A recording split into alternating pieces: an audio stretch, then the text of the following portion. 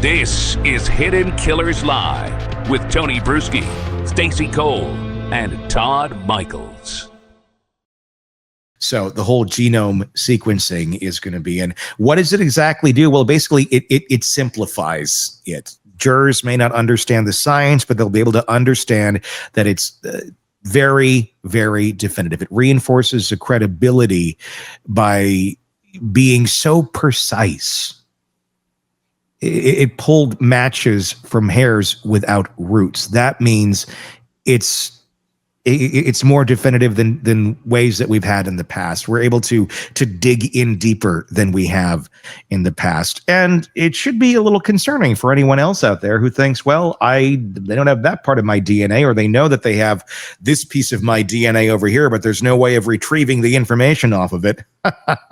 Yes, again. Guess again, kids. There's a lot of ways to get that now. So that's in. And you know, I know Asa denies everything after watching that documentary.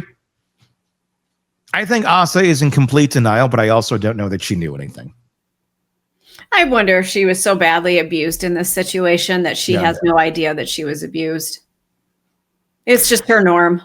I think that's the reality. I mean, and she's connected to him in a way that goes to really weirdly unhealthy levels. I want to get another clip here ready in a second, Todd. We're going to go to the number 3 one in just a few seconds. This is one that one of the creepiest thing that she says. Rex is away. Rex has been arrested. Rex has been charged. We've seen the horrific crimes that he's been charged with. And Asa feels, I'm going to go on camera and say this. And I don't know if she's just completely oblivious that you're not going to get sympathy here, but maybe just as oblivious as she was that she was living with this man for all these years and what he was up to. Let's take a look. When we got back home, after they raided it, it was not recognizable. No beds, no clothes. Our bathroom sink was broken. They should have actually deemed our house uninhabitable. Oh, look at this. It was as if they were trying to leave us for dead. They broke that, They just pulled this out of the wall. They pulled it out of the wall. I think that's what that hole in the wall was from. What is in here? Garbage, nothing. Well, something was in here because it's not in here now. The kids, they were crying themselves to sleep before we actually got into the house. We were all doing it. Fear, anxiety, guilt, all of those emotions are all going like a roller coaster, rolling and rolling and rolling. But we needed to come home.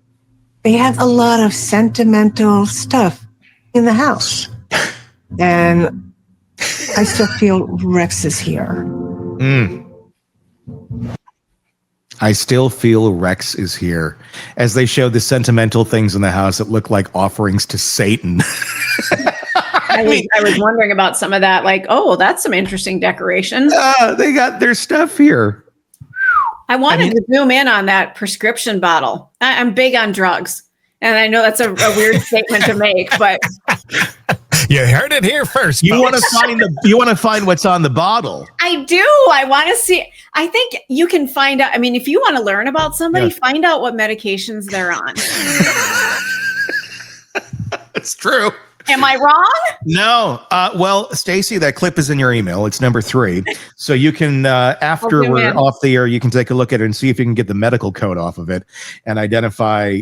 I don't know if we could see the name on it of whose it was either. So I don't know if we know if it was Rex's, if it was his wife's, or whose. And I do want to preface, I'm not profiling people, but I think you can find out a lot about their lifestyle based on their medications. I'm going to guess it might have been a statin or 8. Probably, but then he's eating pizza, so I don't know.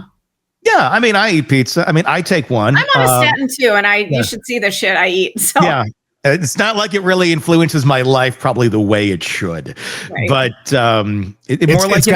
it's got a partial RX number on it, and you just see the last name. You don't see whose it is. Oh, yeah. Thanks, Todd. Yep. Sorry, Stacey. You can't figure out the person's meds. I have ways. Oh, You God, go that's in- good to know. Yeah, no shit. Because it never. Okay, well, all of my medications are in my personal bathroom that guests do not go into. So I don't have like a community bathroom where the medication is. But you're one of those people, aren't you, that does go and look? You don't? I don't. You don't open the medical. I No, don't know if I- I believe that. I don't believe you for it. I don't. Honest to God, I don't. I've been probably 7 or 8 times in somebody's bathroom in the last week. Somebody that I'm just seeing, and I have not looked. But isn't that the person you should look at? Because this could become something. Yes. Look, you're ignoring possible red flags. You just don't want to find the red flags. You're like, I'm enjoying this. I don't want the red flags. And opening this door, Pandora's box, you're going to be like, holy shit. But the thing is, you got to be careful with that because there's stuff that people take daily. There's stuff that you used to take. There's stuff that maybe you got for a small period of time. And like when I absolutely hate painkillers and shit like that. Like I'll take Tylenol as much as I can if I need a painkiller for something. I do not like any sort of opiates, anything like that. But I get there are places and time for them when you're in some sort of immense pain. But it also are very difficult to get off of if you take them for even a short period of time. So I do have like some leftovers from surgeries and things like that. And I keep them basically for apocalyptic situations. Right? Where it's like, well, cut a limb off and the ambulance is taking 10 minutes. I'm going to take a Vicodin. You know, or like it's civil unrest where you can't go to the doctor and you need something for, something horrible were to happen. You got it. It's not something I'm taking as like a Tic Tac every day. So you got to be careful with that. But no, I mean, I don't do that, but it's something I wish I would have. It would have probably saved me some time. Actually, no, it wouldn't have, because these were unmedicated people who needed to be medicated. Who needed the medication. That's the thing. And that's where I am in this, is that I want to hear it from the person. Yeah. Because I don't want those mistrust issues. I want to be able to say, hey, can you tell me what you're on? Because that's a personal thing. Yeah.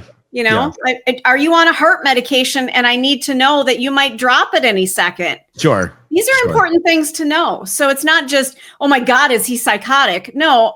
Is there something I need to know if I'm going to spend time around you? I agree. God, shut up. I agree. I think you should. It should be on everybody's dating profile and such as well. Or it's like, what do you like to do? Here's what I take. Look, I am not anti-medication by any stretch of the mean. I take stuff. I think it's healthy, and when done responsibly, it's it can be very good. So don't anybody take it as negative. And the moron on chat who was like, that's racist to talk about medication, go find another channel because I just blocked you. Really? Because you're insane. What? I'm just not. And that should be a note to any, like, we have great audiences and they say good stuff.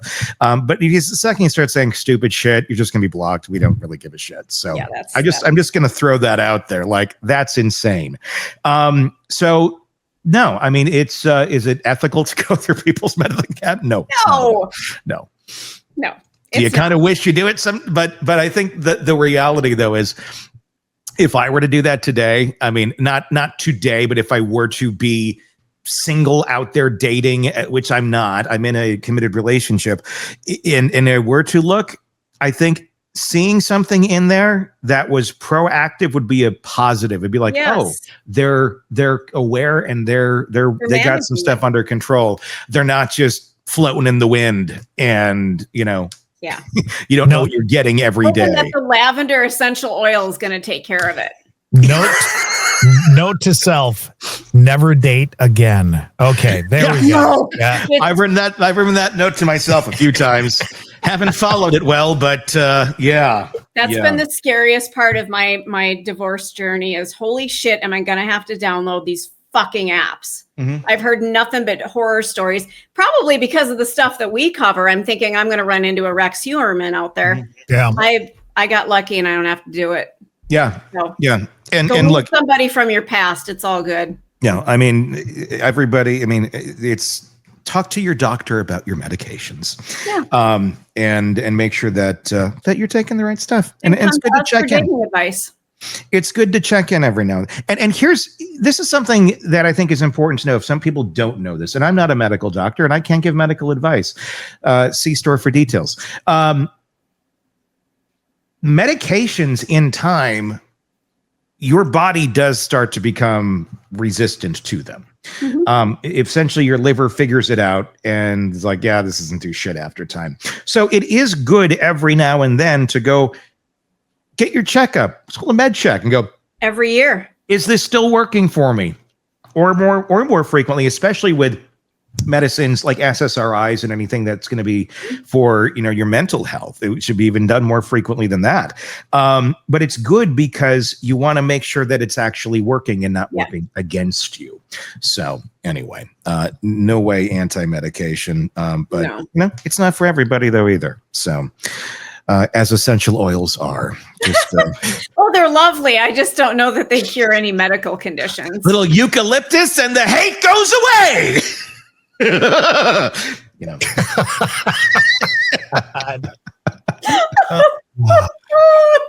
my God. All right. Well, there you go. That's the latest on Rex Heuermann. The DNA is going in. We still do not have a date yet for the actual trial.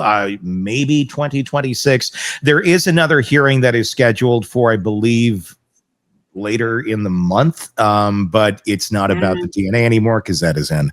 So it'll be fascinating to see where this goes. This is a case that's literally going to probably be almost 20 some years. If we go back to 96 on one of the murders, we're talking like 3 decades in the making, or almost longer, really. God.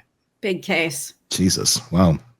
So yeah, there you go. Give us your thoughts on all that in the comment section. Be sure to press subscribe wherever you are watching us or listening to us. We are live every Monday through Friday, 10 a.m. to noon Central on YouTube. Just search Hidden Killers with Tony Bruschi. X and Facebook is also where you can find us. If you want to interact, check out the YouTube feed. That's where you're going to get the best chance of getting your comments on the air and us actually being able to see them as we do the show. So please do that and hit subscribe. Until next time, for Stacy, for Todd, I'm Tony Bruschi. We'll talk again real soon. Want more on this case and others? Then press subscribe now and don't miss a moment of true crime coverage from Tony Bruschi and the Hidden Killers podcast.